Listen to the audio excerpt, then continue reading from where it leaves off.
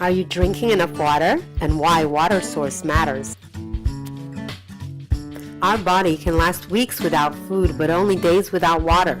The body is made up of approximately 70% water, and brain tissue is 90% water. Water forms the basis of our blood, digestive juices, urine, and perspiration, and the body can't store water. We need fresh daily supplies. Water is needed to maintain the health and integrity of every cell in our body. It helps remove toxins and metabolic waste. It regulates body temperature, lubricates our joints, and brings nutrients to our cells. Maintaining hydration is important for skin health, weight management, and stress management. Water is a great anti-aging nutrient, and it is great for mental clarity. Approximately 8 to 10 cups of water are needed per day, more for sport enthusiasts and less for sedentary and elderly. Fruit can account for up to 4 cups. To calculate the amount of water you need based on your body weight, simply multiply your weight in kilograms by 0.14 to get the amount of cups you need per day.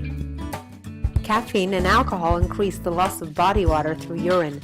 In the process, we also lose water-soluble vitamins such as vitamins B and C. For every caffeinated or alcoholic beverage you drink another glass of pure water as well.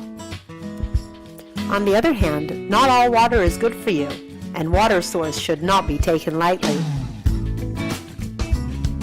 Chlorine used to disinfect water and fluoride used to reduce tooth decay are just some of the chemicals found in tap water that are harmful to our health in excess.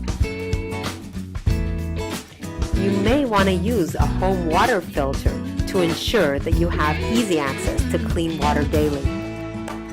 This infographic video was brought to you by the Guerrilla Health and Lifestyle Company. Visit us if you want to master your health and weight once and for all. www.thegorilladiet.com. Your life will never be the same.